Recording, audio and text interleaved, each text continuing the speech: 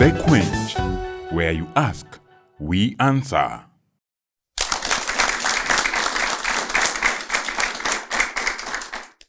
Over our years in school, we have constantly heard the phrase, education is key to unlock future possibilities.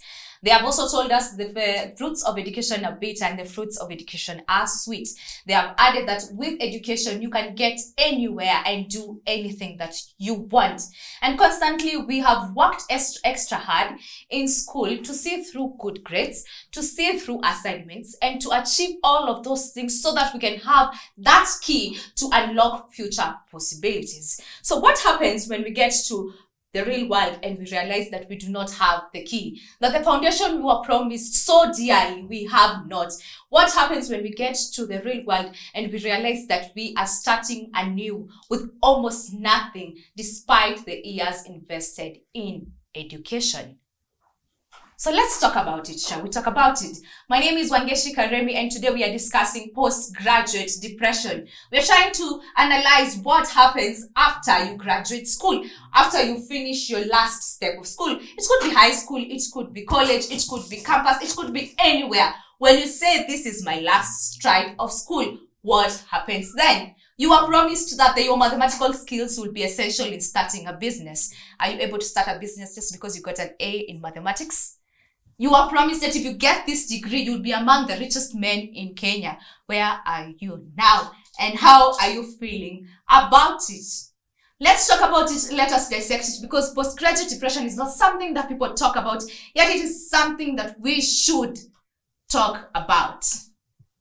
Now, I like the silence in the room, but let's get on with the conversation. And at first, I want to introduce the two people that I'm hosting, two very young psychologists, and I want them to introduce themselves, tell us where they work at, and tell us more about themselves as we get to asking ourselves, is postgraduate depression actually a thing? Let's start with you. Hello. I hope all of you are doing good. My name is Margaret ATIENO. I'm from Psychiatric Disability Organization. Yes, I'm a psychologist. I recently finished campus 4 weeks ago. So this topic is something which is so close to my heart. I really understand what it's all about. So I hope I can deliver what you expect to hear. And I also hope I can help anyone who is also undergoing something that I am going through right now. Okay. Hello, everyone. Hello. My name is CHEGE. I'm a psychologist. Some of you call me professor. Yeah, and I'm glad. Some of us. I still my friend. Yes. I am glad to be here. As my colleague has said, we work at Psychiatric Disability Organization. And when I say that, it doesn't mean people who are disabled with hands, people who are disabled with legs.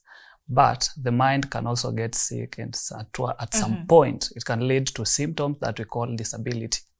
Oh. Yes, and I am a lived experience expert, and I'll share about that. Oh, okay. Thank you. When you said disability, all this while I thought you're working with people who are physically handicapped. I am sorry for that. IQ levels, RAM, important. Okay, so the question we are asking today is, what is your take on postgraduate depression? Now, I asked someone this question and they had this to say. They said postgraduate depression is fake. Postgraduate depression is for lazy people, people who are not willing to go out there and face the real world. They said postgraduate depression is for cowards, people who are not willing to accept reality. Do you agree with me? Do you disagree with me? I want to take a few comments from the audience. I want to hear, what is your take on postgraduate depression? Whether you've gone through it, whether you have seen someone go through it, whether you're afraid of going through it because you've had stories, share with us your sentiments and tell us what you think postgraduate depression is. And generally, if you have a scenario to share with us, we would love to know. You at home that is watching us, please engage us in the social media platforms that we have been engaging you in. Tell us, what is your take on on postgraduate depression, and if you have a scenario, share with us as well. Back to my audience. Where are the scenarios, my people? Hello. Hello. My name is Abigail Karimi, and I genuinely think that postgraduate depression is real, pardon. And the sad bit is that people rarely talk about it. I don't know why, whether it's capital D or small d, it's still depression and it exists. Yes. So I just want to give you one scenario that happens commonly. You find someone has graduated, the graduation party, you know, the after graduation party that people have. Yes. In the villages, a whole bus came to your graduation. Everyone knows you're done with school. Yes. So after that, everyone just expects somehow, somewhat, you're supposed to transition into the world smoothly.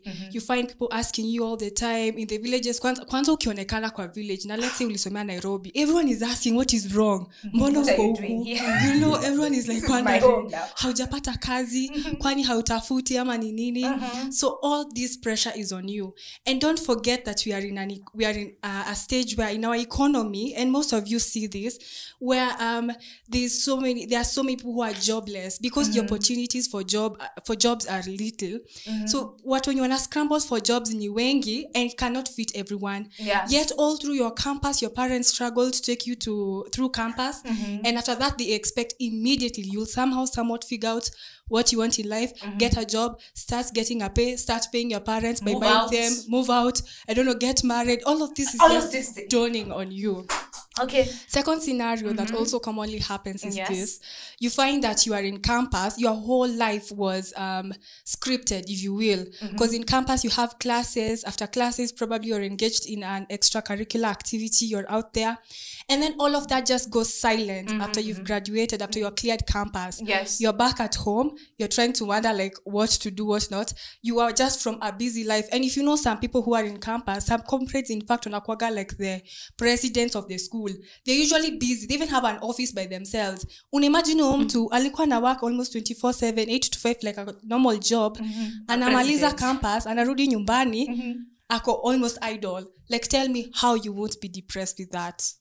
Thank you. Okay. Well, that was very personal. Thank you so much, Abigail. Can we have someone else sharing a scenario when it comes to postgraduate depression? You know those village people that want to pray for you. Thank you for praying for me. But these prayers sometimes become personal.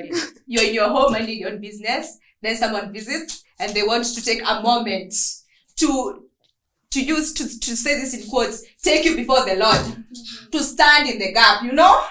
And they stand in the gap and they confess how you will get a job. They even whisper, what did you do? And you tell them some random weird course name, and then they put it in the prayer. We pray that you will become this.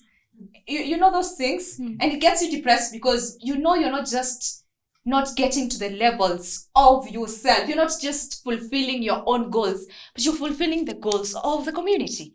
Right? Okay, let's hear what he has to say. So, hellos.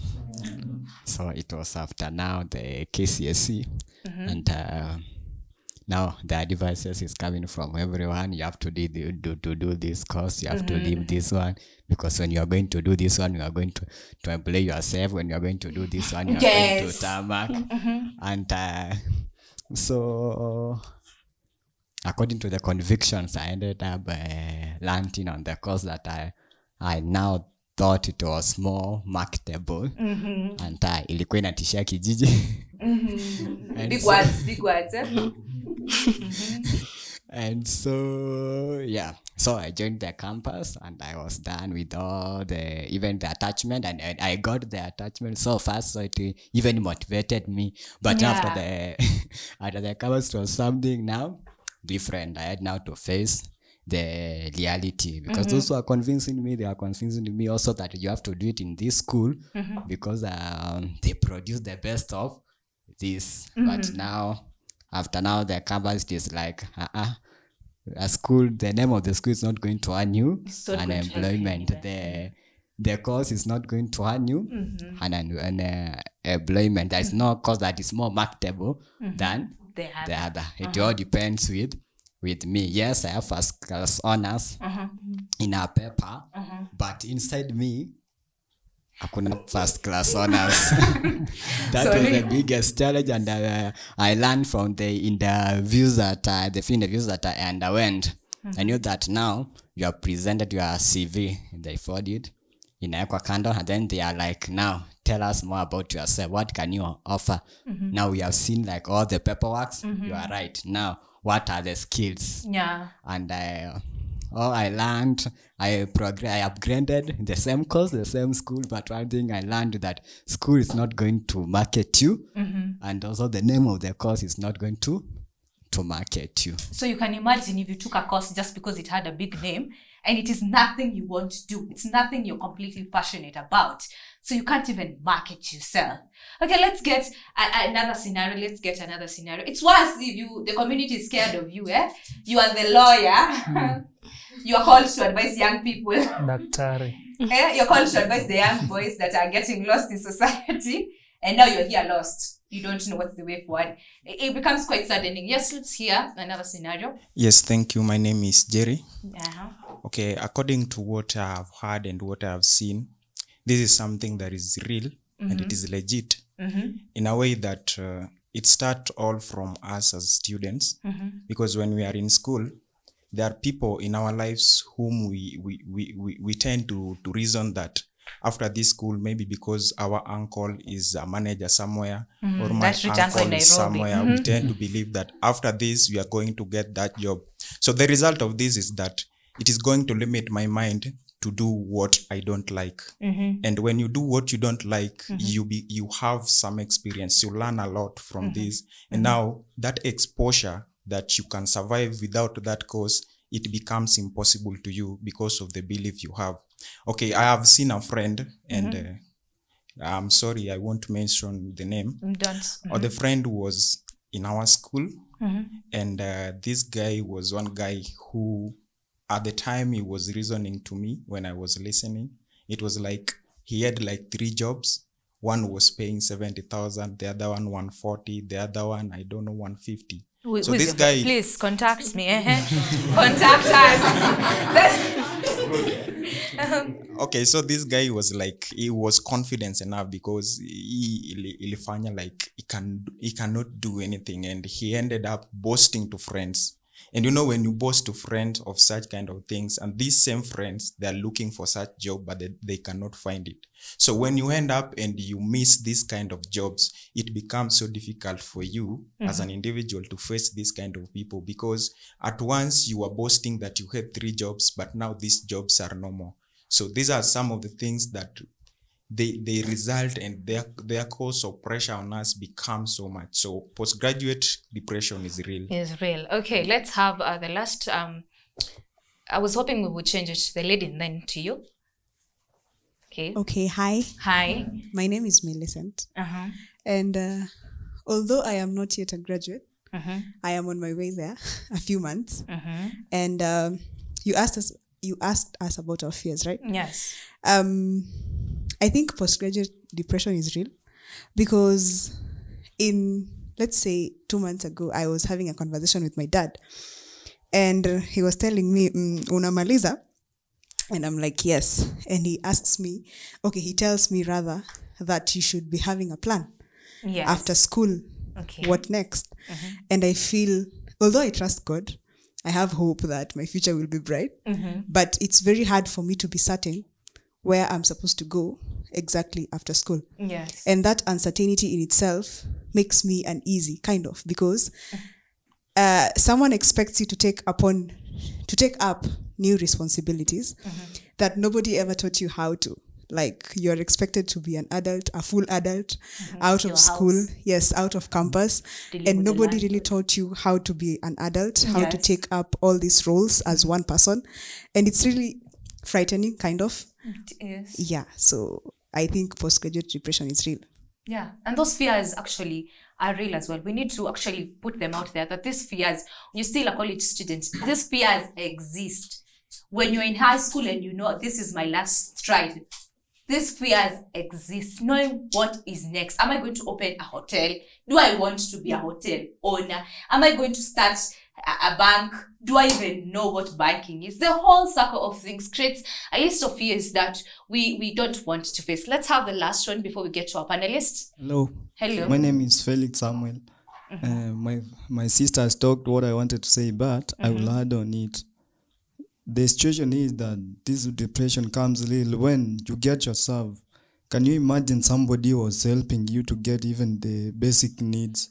Now today has come, now you have graduated. you are independent. You don't know where to start from. You start from the dust. You are alone. Then again, sometimes maybe you were to call even a brother to tell them, like, I don't have something. They will send you. Now they know you are alone now. You can't do anything. And again, you see the people you are with, some of them, they have jobs. Yeah. So the stress will start hitting you. Then you get traumatized. And then you may die. If you can't talk with someone, it is so dangerous. All right. We have had a whole session of listening to scenarios of postgraduates. The fears before you get there. And after you have gotten there, the fears. I want to know what your take is on postgraduate before we move on. I just want to know what your take is generally on postgraduate depression. So, I think for me, the biggest thing is that not to ignore that it happens. And then there's also that pressure that comes from our parents, because they put a lot of expectations on you, because now you are literally being pushed into adulthood. You are not, like she said, you are not even being trained, or there's no training whatsoever for adulthood. That was not what was happening in university. So you are literally walking into adulthood, and your parents are here also having their own expectations. Like, you need to bring in money, you need to go look for a job, that is what is expected, and stuff like that you get. Now, I think the biggest thing is trying to look at yourself and be so in touch with yourself and knowing, you know what, this is going to happen. My parents are going to think this. These are the expectations they have of me. But at the end of the day, you need to sit yourself down. Like, what I did for myself was I told my mom, one thing at a time. Like, you're not going to ask me when I'm going to get a job and stuff like that. It's going to be one thing at a time. One step at a time. Yeah, so no pressure. If you want to, okay, yes, there's that part where if you stay at home for long, it's going to put pressure on you. But if you want to take that break and stay at home, I'd advise you to just take that break. Before you advise people to take that break, not everyone has the luxury of taking that break. The pressure does not just come from the community, it's also intrinsic. But I will have to interrupt you on that note and let him give us his views. What is your take on postgraduate depression? Post-campus depression, just like depression itself, is a type of depression which is usually neglected, but it takes a wide, big gap, because it is now like a person transitions from one stage to another. And this is now the biggest transition ever made in life. Yes. Like, it's more of the biggest rite of passage, not even marriage. Wacha vile wanasemanga marriage iko na temptations zake. This is where life begins. This is where there is a lot of uncertainties, there is a lot of fears. This is where people expect their goals to be met. And what causes it? Let's say, umemaliza shule, ndio? And one thing, post-campus depression will affect people who live positively in campus. Vizuri sana, they have positive expectation. Wameishi maisha mzuri. Now you come outside here. Huku nje, watu walikuwa wanasemanga ujue si kwa mamako. I'm sorry to use that phrase. Yes. Whatever you are taught outside there, the things you used to expect, like nitakuja, nipate job, have a house, nijenge madhe, go there, be married, make babies, you know, buy a car, you know. Even after a year, I remember personally nilikuwa ninasema, for a psychologist, these lecturers wanalipwa 100k na nini, a lot of things. Then now you come outside here, there's a lot of things to do, but now which one what? Umemaliza shule, then the question comes, what? What's next? I want to stop you right there. You started on a point of causes of postgraduate depression, and something we really need to talk about. It's not something that just happens. There are those things that are push factors to get you to the depressive state, because depression is not something you wake up and I'm depressed. It's something that gradually happens. So what are those push factors that happen and get you to that depressive state? And we will be talking about that when we get back from our break. I also want us to talk about how to deal with postgraduate depression. How do you snap out of that? If you have those fears, how do you snap out of them? And we will be talking about that when we come back from the break. If you have any questions, you there at home, please make sure you leave those questions on our social media platforms, and we will try our best to answer them accordingly. But at this point, this is the Quench, where you ask and we answer, and we are taking a break.